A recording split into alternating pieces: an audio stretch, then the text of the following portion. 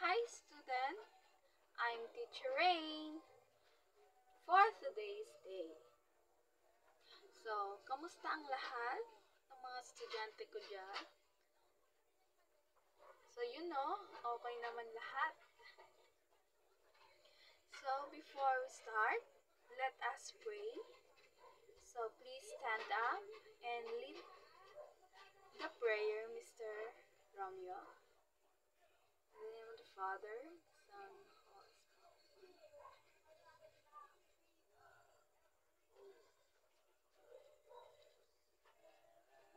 Amen.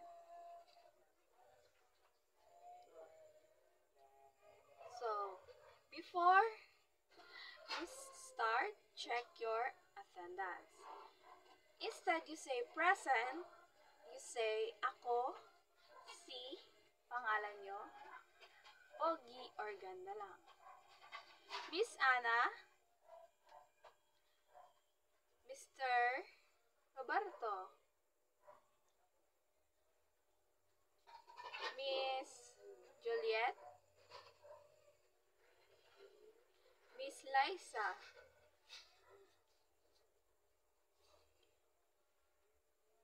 Miss Georgia.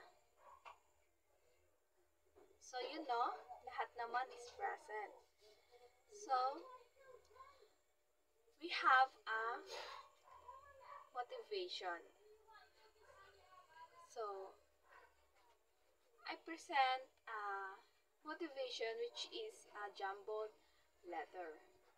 So, if you know your answer, the answer, please raise your hand.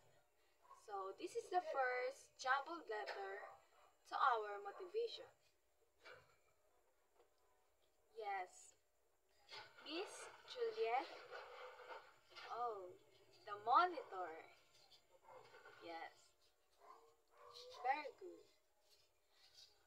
So, proceed to the second motivation of jumbled letter.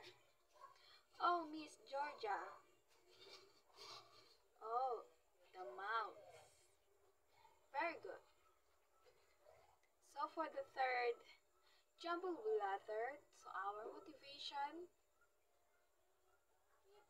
Mr. Roberto,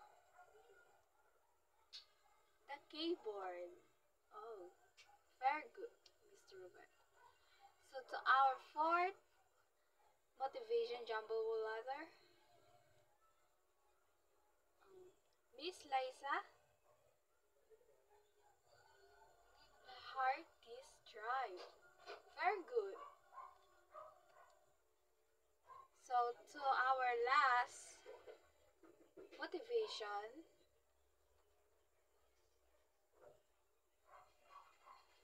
Miss Juliet,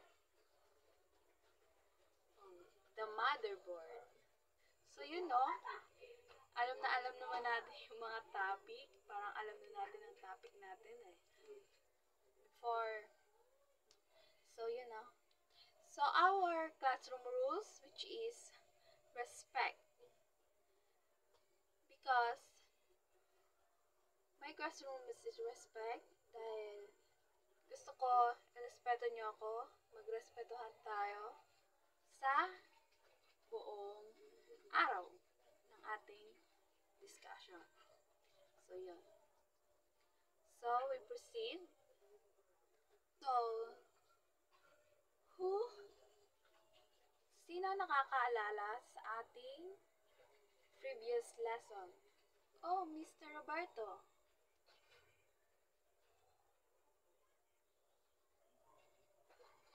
So, ayun Maraming salamat, Mr. Roberto.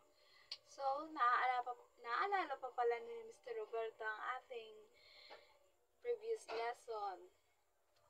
So, next. Oh, Miss Georgia. Can I ask a question? So, what do you think about the computer hardware?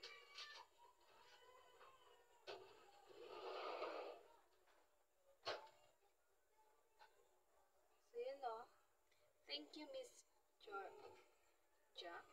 So, yun. Tama ang sinabi ni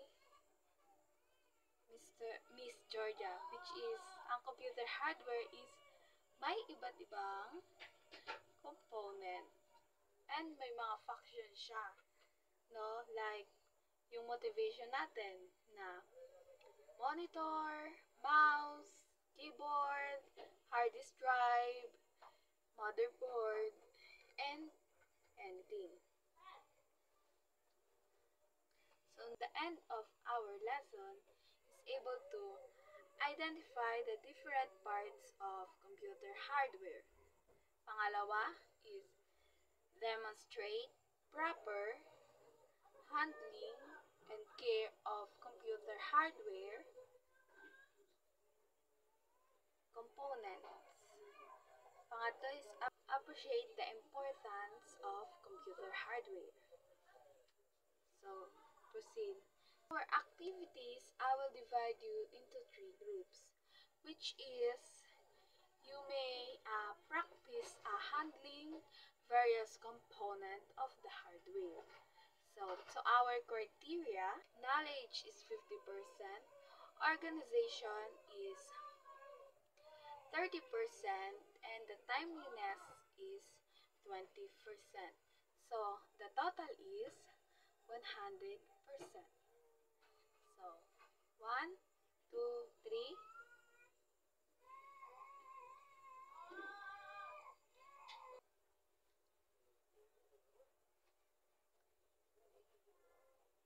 Okay, time's up. So, proceed to our discussion, which is computer hardware and their function. So, sa computer hardware is my external component. So, ang una dito is a mouse. Si mouse ay ginagamit to control your computer. Ginagamit din to to move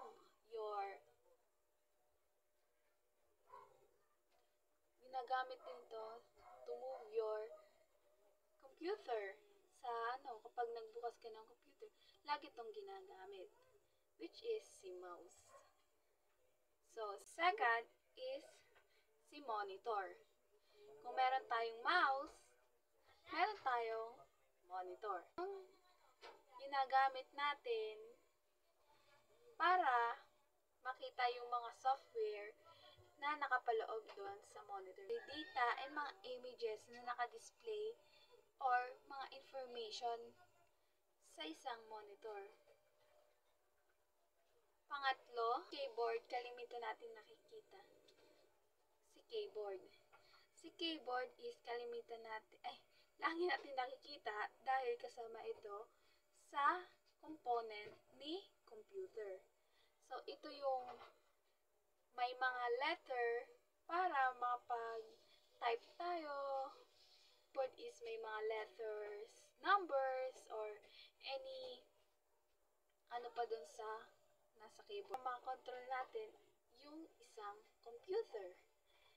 So, ang apat natin na external component, which is si automatic voltage regulator. So, kalimitan natin nakikita ito sa computer lab. So, ito yung una natin binubuksan para magamit si computer o para ma-open ang isang computer. Ang panglima nating external component, which is system unit. Si system unit is kasama niya si automatic voltage regulator. Kapag binuksan mo si automatic voltage regulator, dapat kasama rin si system unit. Kasi ito rin yung gumagana para mabuksan si computer. Kapag nag-disassemble kayo, which is makikita mo yung mga parts ni system unit, which is nandun si motherboard, hard disk drive, at mga CPU fan, kahit ano yun. So, yun si system unit. Next naman tayo is the internal component. Kung may external tayo, so may internal tayo. Si power supply unit is ito yung nagko-contains ng mga low voltage sa computer. So, si power supply unit is may sarili siyang fan. O, sana all. So, yun, no? Yun si power supply. Ito ang internal component natin, which is, sinabi ko na sa inyo, si system unit, yung pag nag-disassemble kayo, which is this drive, ito yung main storage device ni computer. Para maano natin yung mga files natin. So, doon nagdadirect yung mga files na sinesave natin, which is kay hard disk drive. Optical disk drive, ito naman yung nagbabasa o nagsusulat ng mga data into optical disk, which is yung mga CD, DVD. So, yun. So, yun ang purpose ni optical disk drive. Si random access memory, ito lang yung temporary storage device sa computer. Central processing unit, ito naman yung the computer brain ng isang computer. Si central processing unit is ito yung computer of the brain ng isang computer. Ang proseso nito sing yung job para magtuloy-tuloy o mag-ano yung isang computer. Kaya may CPU fan ang isang computer para hindi siya mag-heat. Para hindi masira yung isang computer natin pag tayo'y gumagamit. Sa system unit kasi siya nakapaloob. So, nakalagay. So, kaya mahalaga si CPU fan. The motherboard. Si motherboard ay isang system unit. Ito yung pinaka-main circuit ng isang computer. So, doon nakalagay lahat yung mga internal component, which is yung hard disk drive, CPU fan, random access memory, lahat, which is yung mga wires din. So, yun. Nandun yung mga wires para gumana ang isang system unit. So, let's proceed for the parts of the motherboard, which is expansion slot is nandito yung mga graphic card or modern card na naka-install na. So, dito yung meron din itong different types of slots. So, yan si expansion slot. So, next is si RAM slots. Naman, si RAM slot, ang ini-install nito is yung mga modules na naka-install na. Bridge is nakalocate siya sa CPU socket, expansion slot, and sa RAM. So, makikita natin to sa parts ng motherboard. RAM is naka-hold lang siya sa BIOS o sa operating system. 4-pin power main connector is dito naka-located siya sa PSU, which is naka-connected siya para yung isang motherboard.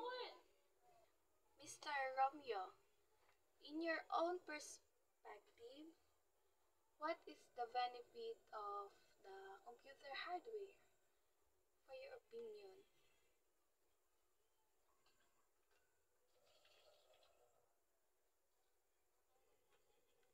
So, yun, no? Thank you, Mr. Romeo. So, for the last 2 hours and for this discussion, so we have, and this lesson or discussion, we have a quiz, which is list down the 5 computer hardware. And you will pass this in 20 minutes.